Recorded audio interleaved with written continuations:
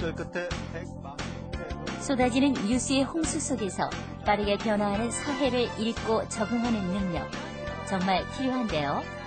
요즘 뉴스나 신문을 보다 보면 너무나 많은 영어 약자가 사용되고 있습니다. 뜻을 알 수 없는 영어 약자도 생겨나고 있는데요.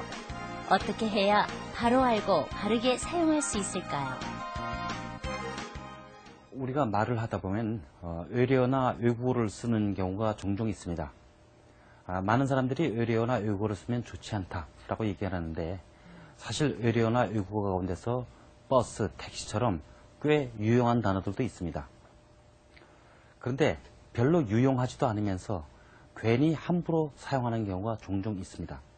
대개 그것 때문에 우리는 외래어나 외국어에 대해서 여러 가지 비판적인 의견을 말하기도 합니다.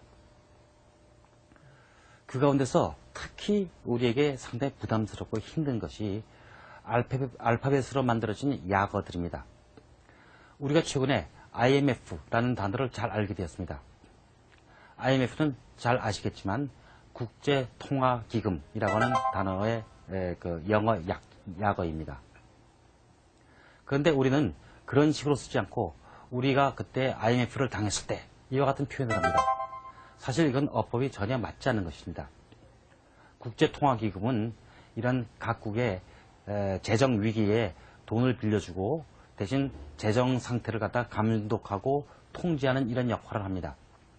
그렇기 때문에 우리는 IMF를 당했다라고 말을 할 수 없고 외환 위기 때라고 표현하는 것이 정확합니다. 그만큼 알파벳 약어를 우리가 사용하다 보면 원 뜻을 모르고 잘못 쓰게 되는 경우가 적잖게 나오고 또 경우에 따라서는 도대체 뭐가 뭔지 모르고 그냥 나열만 하는 경우가 참 많습니다. 예를 들면 요즘 EU라는 말도 종종 사용되죠. 그것은 잘 아시다시피 유럽연합이라는 뜻입니다. 우리가 유럽연합이라고 하면 무슨 뜻인지 금방 알아듣겠는데 EU 하면 혹시 착각할 경우도 있으리라고 생각합니다. 비슷한 사례가 WTO라든지 OECD 또는 숫자를 섞어서 G7 이와 같은 단어들이 신문지상에 오르내릴 때 종종 이것이 뭐하는 데인가 하고 어리둥절을 할 수도 있습니다.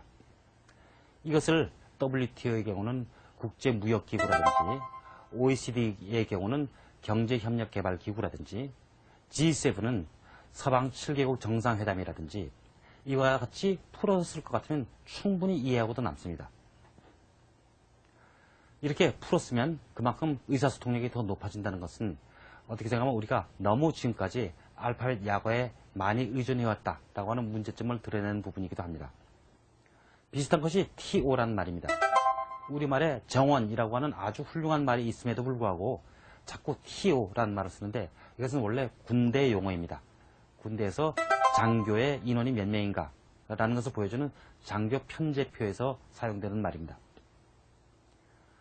또 일부 대학생들이 MT라는 말도 많이 사용하고 있습니다.